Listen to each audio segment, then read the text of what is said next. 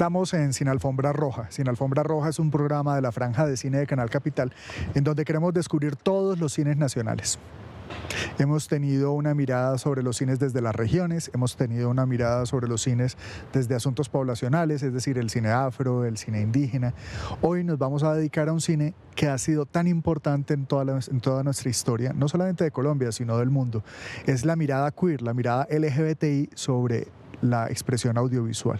Tenemos grandes nombres en la historia del cine mundial. ¿Tendremos grandes nombres en la historia del cine colombiano? Bueno, ese es uno de los temas de nuestra conversación. Y como siempre, en el gentil triunvirato, estamos con Diego Rojas y con Augusto Bernal.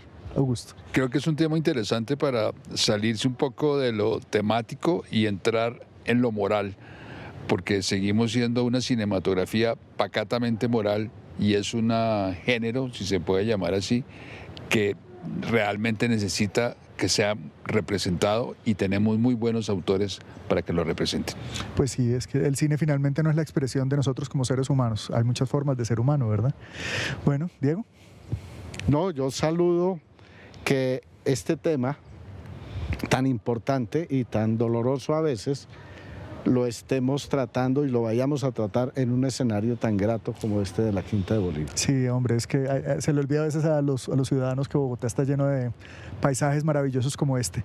Bueno, desde la Quinta de Bolívar, en Sin Alfombra Roja, hoy nos dedicaremos a indagar sobre el cine LGBTI de Colombia. Bienvenidos.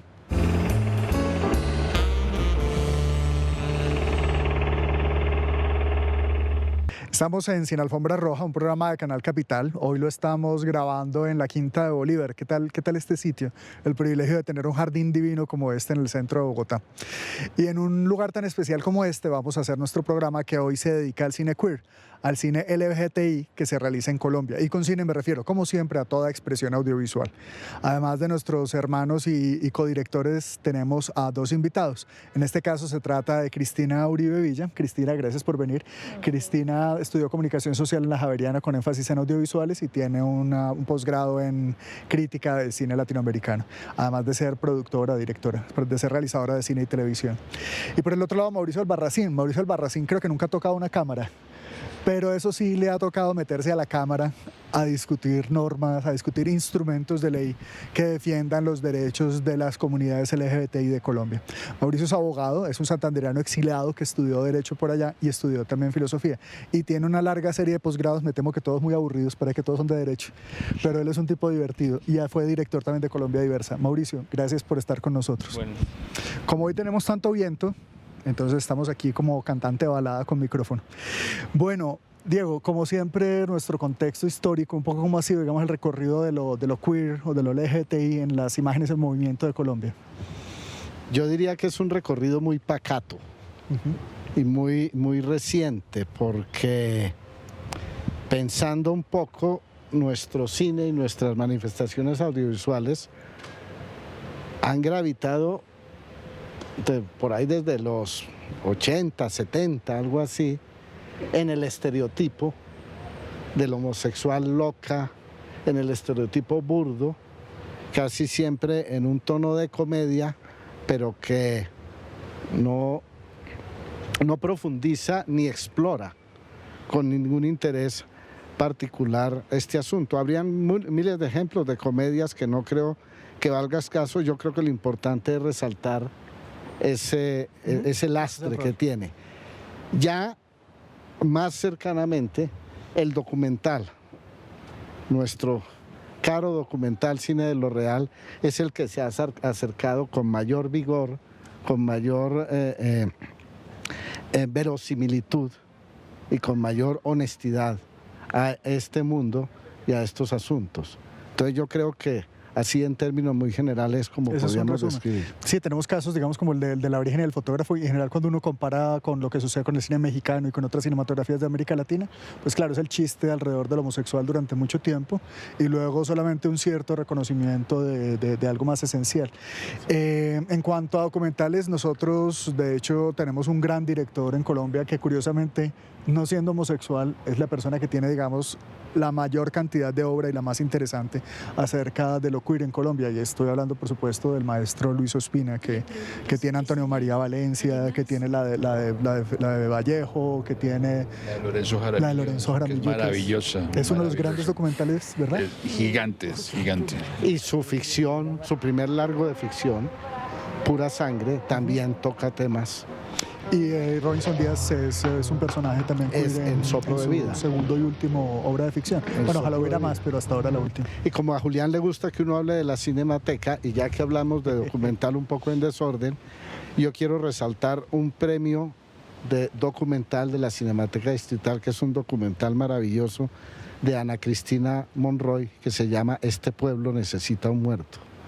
Es un documental que no ha tenido la difusión que merece y que es una aproximación muy valiente a estos temas, explorando en la Colombia profunda del Chocó. De acuerdo. Bueno, esa, digamos, es una manera de hacer nuestro contexto, que es lo que hacemos normalmente, y son estos contextos, digamos, cinematográfico, históricos, cinéfilos. Pero, Mauricio, hay otra manera de contextualizar nuestro tema, y es algo que es profundamente de tu entraña, de tu trabajo del día a día, que tiene que ver con el ejercicio de derechos y con temas de legislación y en general. ¿Cómo ha sido, digamos, ese ejercicio de derechos, el respeto o la presencia de lo LGBTI en Colombia? Bueno, recientemente lo que nosotros hemos tenido es, si uno ve los últimos 30 años en Colombia, ha sido una lucha creciente por los derechos, un reconocimiento social y jurídico de esos derechos, pero digamos conectándolo un poco con la historia tanto del cine como el arte en general, yo creo que el cine, la literatura, la pintura en general han sido instrumentos muy importantes, uno para reafirmar la identidad como gay, lesbiana, bisexual o trans.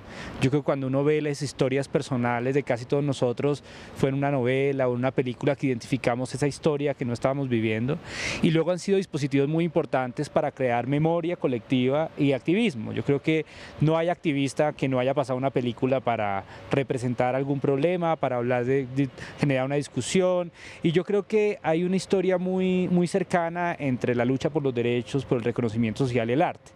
Piensen, por ejemplo, que en este país el arzobispo de Bogotá pertenecía al comité de clasificación de las películas, lo cual también denota la importancia que, digamos, que tiene el arte en las discusiones morales y en las aperturas hacia la diversidad. O, por ejemplo, otro caso, el primer caso contra Chile en la Corte Interamericana de Derechos Humanos es el caso de la película La Última Tentación de Cristo. Es decir, digamos, si uno analiza, digamos, la potencia que tiene el arte en relación con la movilización política y su conexión con la libertad de expresión, pues hay muchos ejemplos al respecto. De hecho, el primer caso de libertad de expresión artística en Colombia es el caso de unas pinturas de Celso Castro, que eran unas pinturas de unos hombres desnudos en Valledupar, un caso que falló Carlos Gaviria por allá a mediados de los 90, que además demuestra, digamos, que esta historia ha estado más cercana de lo que uno se imagina.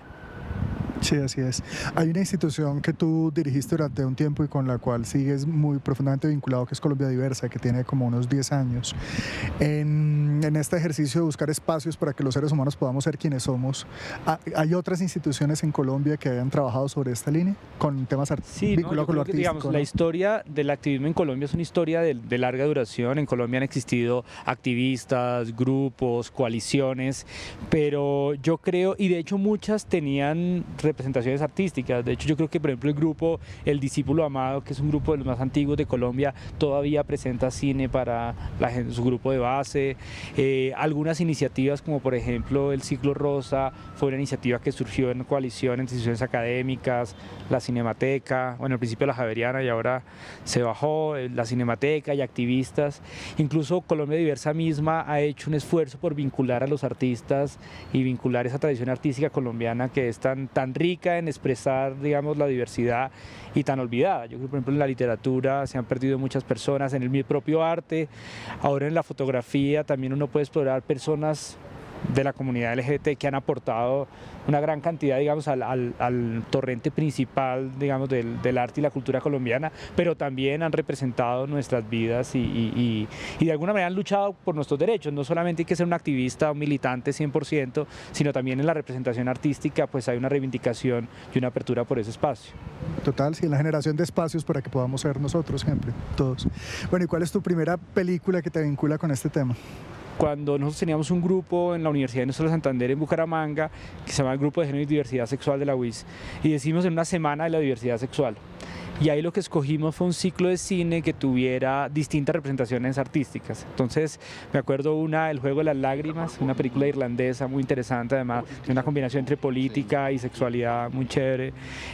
Me acuerdo mucho Caravaggio. Con un actor negro, afro, que era Freddie Whitaker, que es maravilloso. Me acuerdo de Caravaggio, de Derek Jarman.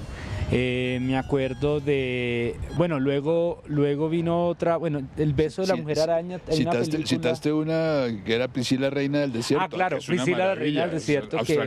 Australiana. Digamos, nosotros hicimos una selección de cine en Bucaramanga en ese momento que era tratar de representar distintas formas de la diversidad sexual. Me acuerdo de Josie and Jagger, que era esta película israelí. Digamos, pero yo sí creo que, y eso fue una copia, realmente esa actividad era una copia de lo que ya se hacía en otros grupos universitarios. Ya había otros grupos que presentaban cine y a partir del cine generaban una reflexión sobre los temas que mostraban. Y así, digamos, de esta manera muy rápida estamos mencionando algunos nombres que son fundamentales en la historia del cine del mundo. Nombres como el de Derek Jarman, que también es artista plástico, nombres como el del insoportable y genial Fassbinder, nombres como el italiano Pasolini, pues en fin, ya continuaremos con esta conversación más adelante. Otro objetivo de Cine Alfombra Roja es ayudar a conocer mejor el cine, los oficios del cine en este caso. Lo vamos a hacer a través de la sección El Santo Oficio.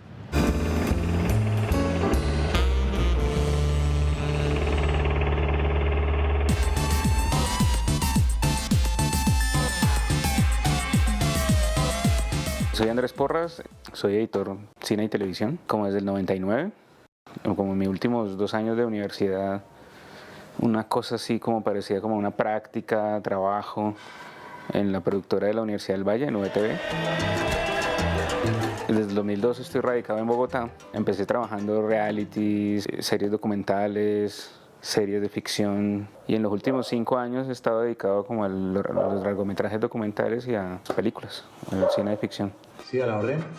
Sí, vengo a denunciar una masacre. Para mí edición y montaje es lo mismo, considerando un par de cosas que las diferencian, digamos, que la edición pues el título que se le da a alguien, me parece que va un poco más hacia una labor mecánica tal vez, más como lo que uno puede trabajar con los tiempos de la televisión, que son muy pocos, que se vuelve, digamos, parte de una fórmula que viene desde un sistema de producción ya muy claro. Para mí es una diferencia que es muy difusa, pero asumo que el montaje, digamos, cinematográfico te da más tiempo de hacer las cosas, pensar más los elementos con los que estás construyendo una historia. Y creo que ahí, digamos, el tipo o el modo en que uno se enfrenta al material es distinto.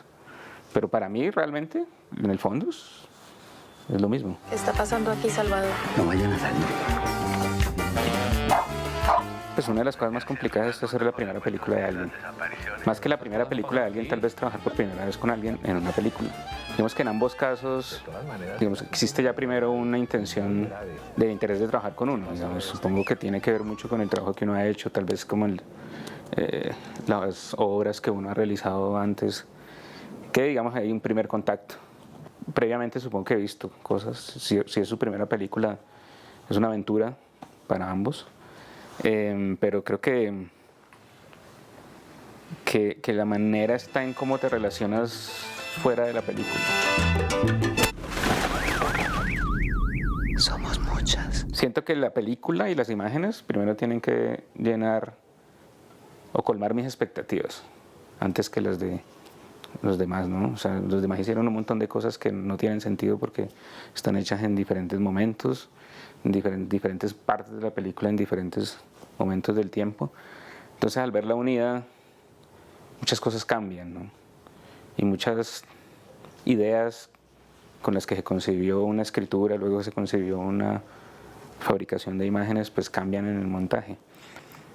Para mí lo más importante que hago es lo que queda fuera de la película. Es decir, eso es lo que, de verdad, si tú sientes que algo falta y que está en el tarro de la basura, es porque tu trabajo no está bien hecho.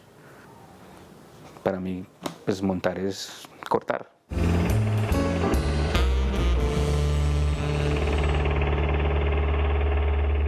Estamos en Sin Alfombra Roja, un programa de Canal Capital que hoy de manera muy feliz estamos realizando en el Museo Quinta de Bolívar, un sitio que tienen que conocer en el centro de Bogotá. Estamos hablando acerca de la presencia de lo LGBTI en el cine colombiano y del cine LGBTI. Cristina, como digamos la misma pregunta que nos estamos planteando inicialmente dentro de este recorrido un poco histórico del ejercicio de derechos y de la realización de expresión audiovisual queer en Colombia, ¿cuál es tu posición? ¿Qué opinas?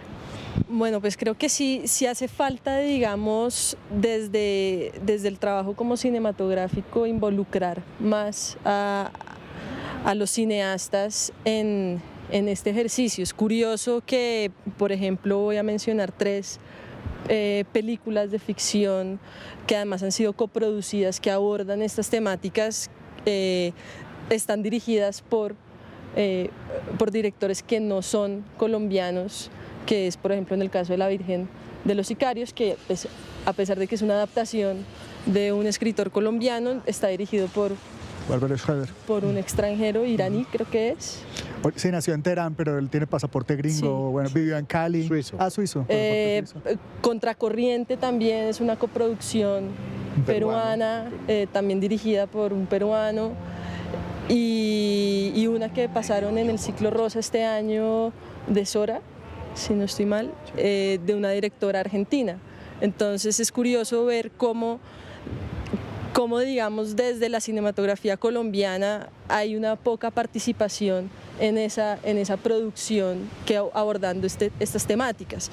Sin embargo, digamos que el enfoque más fuerte que sí se ha dado es a través del documental, pero digamos que es un documental que nace más a partir de organizaciones que no están directamente vinculadas con lo cinematográfico, sino que utilizan esta herramienta para trabajar el tema y que de alguna manera autogestionada o con otro tipo de recursos que no son fondos cinematográficos, pues logran sacar pequeñas producciones de bajo presupuesto para hacer pues documentales y para empezar como a tratar de visibilizar estas temáticas en el país. Ahí vale la pena mencionar a nuestras amigas de Mujeres al Borde, ¿verdad? Es un caso típico porque ellas tienen mucha financiación que tiene que ver con temas de derechos humanos.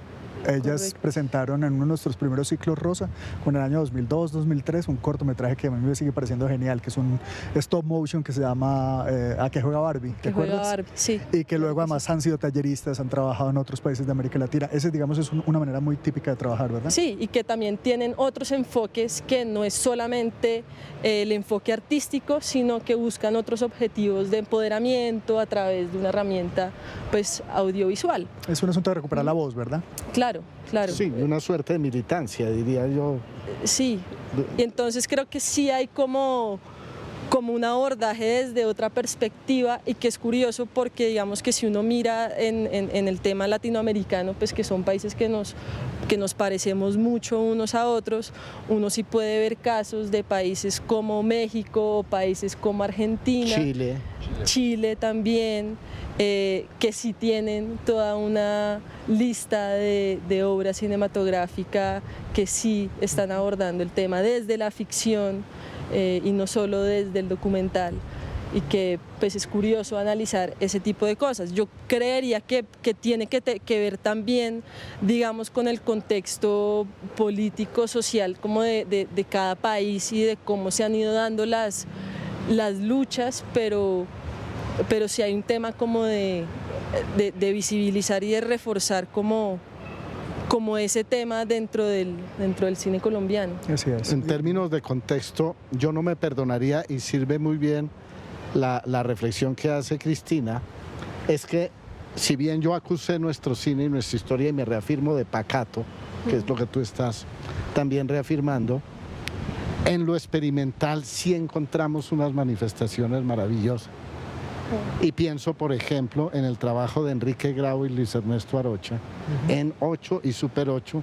Por ejemplo, hay una película, Vida, Pasión y Muerte, de Margarita Gautier, que es la recreación de la Dama de las Camelias, hecha desde la óptica de un pintor como Grau, desde su orilla sexual y con toda su sensibilidad, que es maravillosa.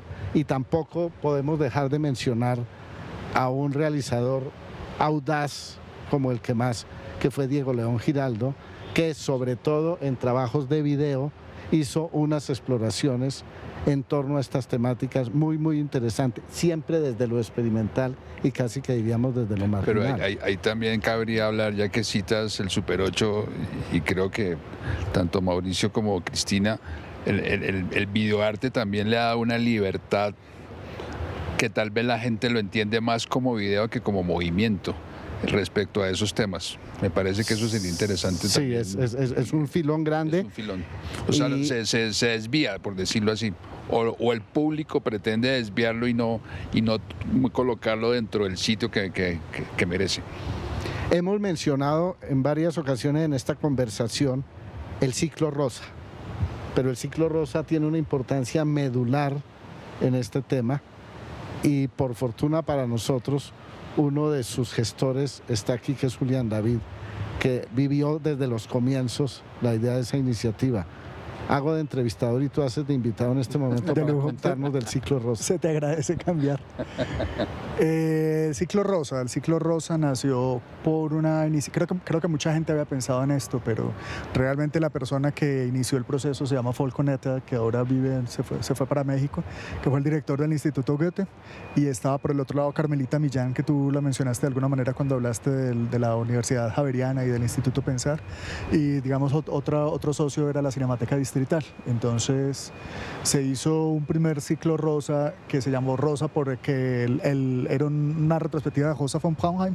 Entonces fue una muy feliz coincidencia, porque Rosa von Braunheim, que en realidad tiene un nombre difícil de pronunciar, de apellido polaco, él es un artista que hace cine LGBTI desde Berlín, y Braunheim es la calle donde vive, y Rosa se puso el nombre Rosa porque así como a los judíos los marcaban con estrella amarilla infame, a los hombres y mujeres homosexuales los marcaban con el infame triángulo rosado.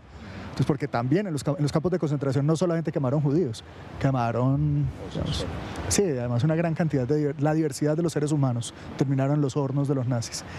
Y entonces, claro, se convirtió en un nombre perfecto, y desde ahí hubo, digamos, un camino paralelo académico por un lado y por el otro de exhibición audiovisual, y bueno, ha tenido muchas vueltas. Hubo una época en la que no se realizó, pero ahorita en el 2012, que regresamos a la Cinemateca, pues lo recuperamos. Esa es como la historia rápida, y además hemos sido socios de todo el mundo realmente, digamos.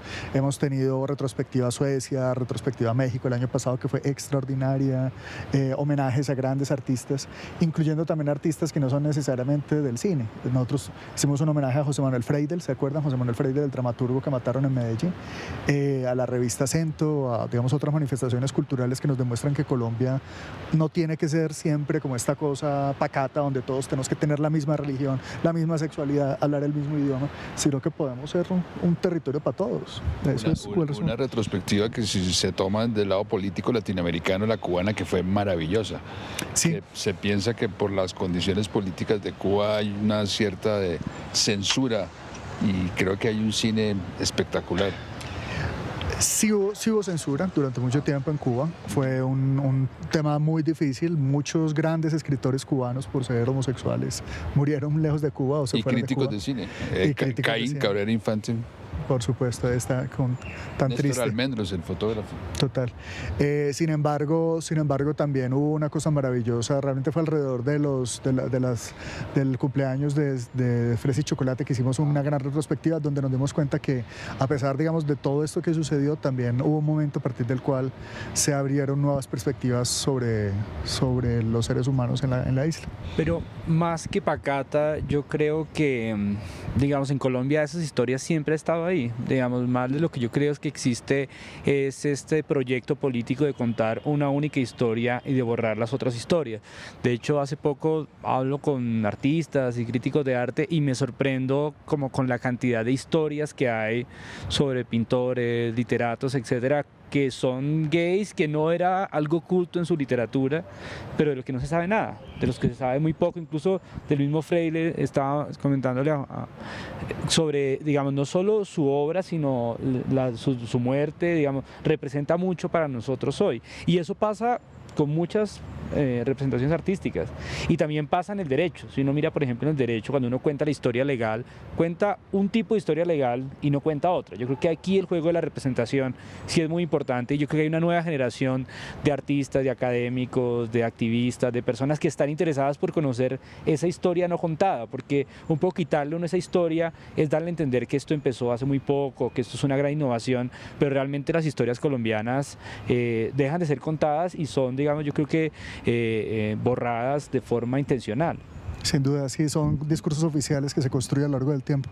Bueno, ya que estamos en una casa colonial, ahorita estábamos haciendo chismes queer de la colonia, chismes LGBTI del sabio Caldas, que fue pareja temporal del sabio Humboldt, y de Gonzalo Jiménez de Quesada, que también hizo parte del mundo gay.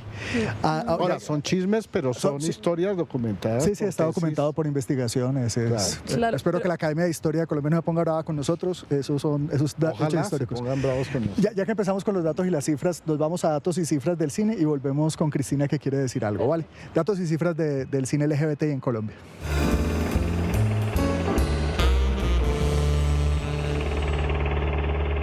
En el proceso de visibilización y reivindicación de los derechos de la comunidad LGBTI, se rescatan películas orientadas a esta temática como Nuestra película de Luis Ospina de 1993, Sin decir nada de Diana Montenegro en el 2007, Este pueblo necesita un muerto de Ana Cristina Monroy, película del 2008, Contracorriente de Javier Fuentes León del 2010, De putas o peluqueras de Mónica Montoya 2011, Alén de Natalia y Mary 2014, Somos del 2014 y Mucho más que dos, actualmente en postproducción de Paola Zuluaga Palacios y Cristina Uribe Villa.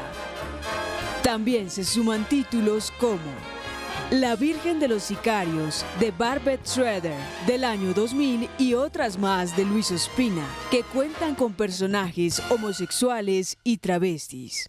Estamos en Cine Alfombra Roja descubriendo todos los cines colombianos. Hoy estamos hablando sobre el cine LGBTI. Cristina nos quería decir algo. Sí, pues frente a lo que estaba mencionando Mauricio de la representación de estas realidades, de este mundo LGBT en las artes, que sí existe y que existe desde hace muchos años, no solo del 2000 para acá, digamos que uno sí podría evidenciar que a pesar de que hay unas artes que sí han abordado esta temática, como la literatura, como la pintura, como otras expresiones artísticas, como el teatro también, el cine es una de esas expresiones artísticas que se ha quedado detrás y que no ha sido como capaz de enfrentar el tema y de exponerlo y de mostrarlo desde sus estéticas, y creo que ahí sí hay como una pregunta también, ¿no? Y es como, ¿por qué las otras expresiones artísticas sí y el cine no? A mí una vez me preguntaron esa misma pregunta y se me ocurrió una respuesta horrible pero cierta, pues porque es que escribir es barato. Sí, un poco lo que siento es, no sé si estén de acuerdo, ustedes me dirán, pero digamos como que no ha habido realmente una construcción que exprese todo lo colombiano a través de lo cinematográfico, no hay como una gran cinematografía nacional, apenas estamos ingresando como en expresiones diversas de lo colombiano a través de lo audiovisual, pero eso es un fenómeno reciente, incluso también para lo indígena, no solamente para lo LGBTI. Lo afro, que tratamos. Lo afro sí que menos, digamos, incluso menos que lo queer.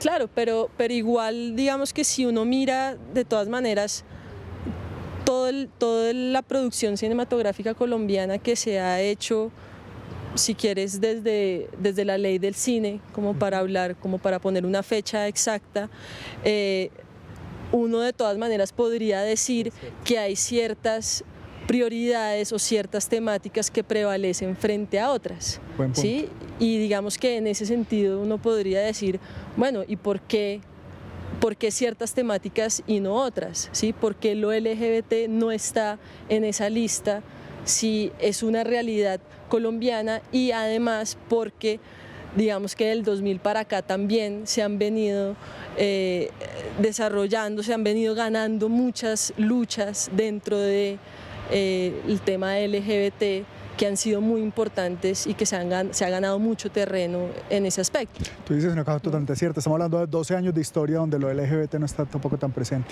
¿Y qué tal si nos cuenta de su proyecto? Dime. Sí, yo iba a eso, pero es que me picó la lengua cuando tú dijiste escribir es muy barato, pero entonces yo diría, pero es que vivir es muy caro. Y para vivir hay que expresarse, valga lo que valga el asunto para el punto de Cristina, pero justamente creo que el ejemplo nos viene muy bien en este momento de la conversación, y es que Cristina, junto con Paola Zuluaga, están trabajando un proyecto de largometraje documental sobre el cual quiero que nos cuente. Yo solamente quiero adelantar esta cosa. Es el proyecto que sobre esta temática ha obtenido estímulo del FDC, del Fondo de Desarrollo Cinematográfico, creado a partir de la Ley de Cine. Cuéntanos de ese proyecto y cómo va. Bueno, es un proyecto que venimos haciendo un proceso sobre el matrimonio igualitario en Colombia, y es la historia de 3 parejas que son las parejas que han enfrentado esta lucha mediáticamente, no solo jurídicamente, sino frente a los medios. Y hemos estado detrás de esta historia pues, desde hace más de 2 años, haciendo este seguimiento. La idea original nace de Paola en un momento de mucha indignación frente a los debates en el Congreso, frente a toda la situación que ocurrió en el 2013, y pues yo me uno también a ella como en este proyecto. Y pues el año pasado digamos que pasamos el proyecto al FDC porque pues definitivamente consideramos que es un proyecto de largometraje que además, pensando en estas producciones documentales de bajo presupuesto, autogestionadas, dijimos, pues venga, hagámoslo a lo grande. Hay que hacerlo a lo grande y hay que apostarle a hacerlo de la manera más hermosa y de mirarlo no solamente desde el activismo y desde la necesidad de contar esta historia, sino de cómo lo podemos contar cinematográficamente y contarlo de una forma muy hermosa. Y pues si hay que entrarle al FDC o a otros recursos, pues hay que hacerlo y hay que apostarle a eso. Estupendo. De hecho, sí, Mauricio, por favor. De hecho, es hora de podemos contar un poco un secreto, porque digamos, parte de... Nosotros sabíamos desde Colombia Diversa y desde que estamos trabajando en la asesoría legal de estos casos que estaban haciendo este trabajo, porque nos acompañaban cuando íbamos a hacer el trámite legal, ellas siempre estaban ahí. Y un momento en que teníamos que contarle a la Corte, digamos, los obstáculos y los momentos que han vivido las parejas para casarse. Y una cosa es contarlo en una narrativa y otra cosa es mostrar el momento, digamos, en que se hacen las cosas. Y recuerdo que yo les propuse una tarea bastante difícil, pero era producir como un adelanto de este cortometraje para los magistrados de la Corte, para que la Corte viera con sus propios ojos cuáles eran los problemas del matrimonio igualitario.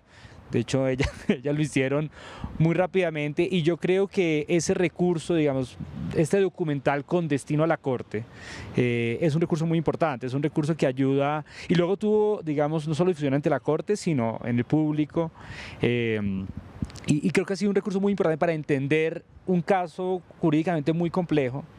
Digamos, no es fácil incluso explicarlo entre abogados, mucho menos a la opinión pública, pero yo creo que ellas en el cortometraje en Somos muestran muy bien esa representación de las dificultades para casarse, las motivaciones, el significado, y yo creo que también eso es un valor muy importante que tiene el trabajo de ellas, no solo como ya el proyecto más largo, sino usar este proyecto en una causa tan específica, con un destino, un auditorio tan particular como la Corte Constitucional. Ese es el punto que tú traías desde el comienzo, que es tan importante, ¿verdad? El cine, además de ser tantas cosas, es una expresión ciudadana que ayuda a transformar nuestra identidad, nuestra percepción de nosotros mismos. Bueno, vamos a seguir dándole una mirada a la diversidad de nuestro cine a través de la siguiente nota y ya regresamos.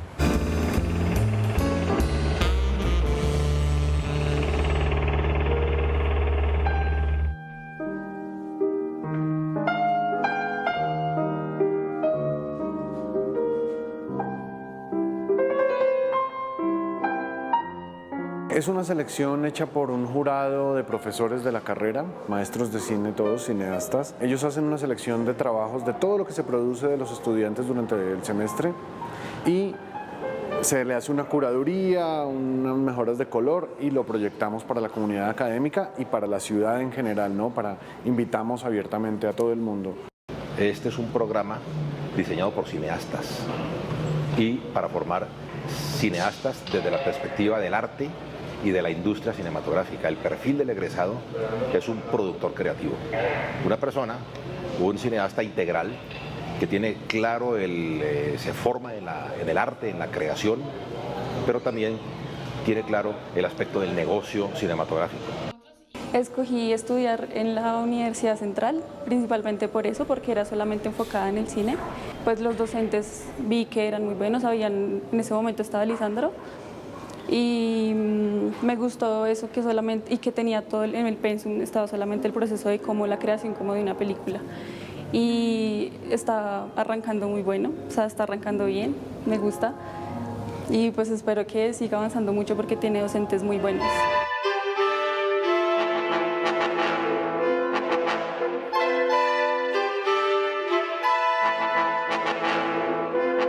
Ahora hay dos proyectos, dos trabajos míos, curiosamente dos trabajos hechos, uno documental y otro ficción, un documental ahí como ficcionadito raro. La ficción es ganadora del proyecto 48 Premio del Público en la versión del año pasado. Las dos películas rodadas con un iPhone, esta fue rodada con un teléfono, que narra la historia de alguien que se presenta a ese concurso y que fracasa en su intento de hacer la película.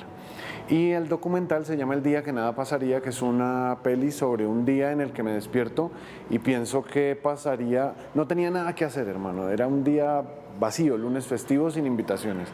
Entonces decidí coger el teléfono y empezar a grabar. Y terminé en Rock al Parque con una niña en los hombros cantando Give Me the Power. Entonces es un poquito una introspección sobre lo que le pasa a uno un día que no tiene nada que hacer. Me estaba quedando sin batería, así que o regresaba a mi casa para cargarla y seguir grabando no sé qué, o me dejaba tentar de nuevo, solo que esta vez por la euforia.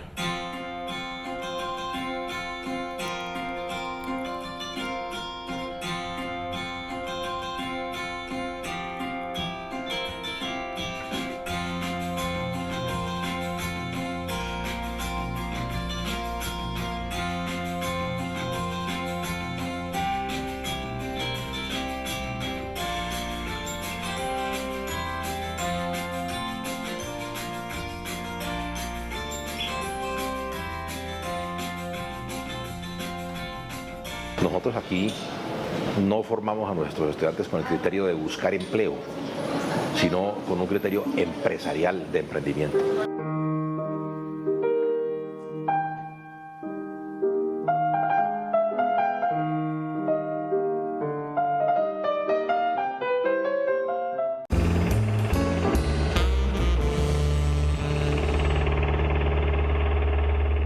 Estamos en Cine Alfombra Roja, un programa de Canal Capital que hoy producimos en un sitio feliz. Lo estamos realizando en el Museo de la Quinta de Bolívar, en el centro de Bogotá. Vengan al centro que está lleno de joyas.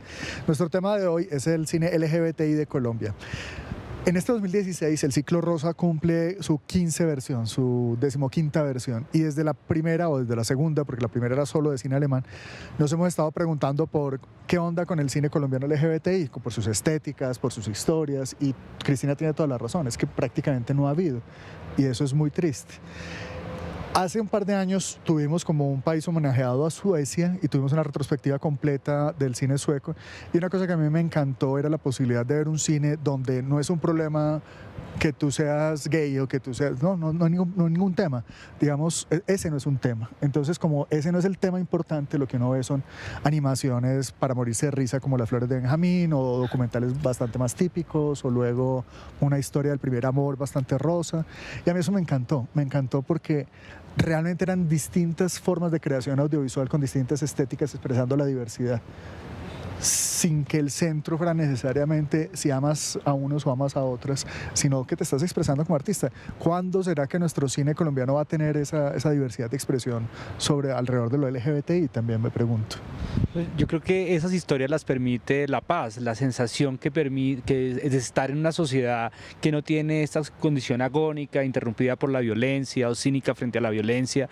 Yo creo que esa es la diferencia de vivir en un país en paz a un país en guerra, en un país que tiene reconocimiento, a un país que tiene todavía fuerzas que le niegan derechos a los demás.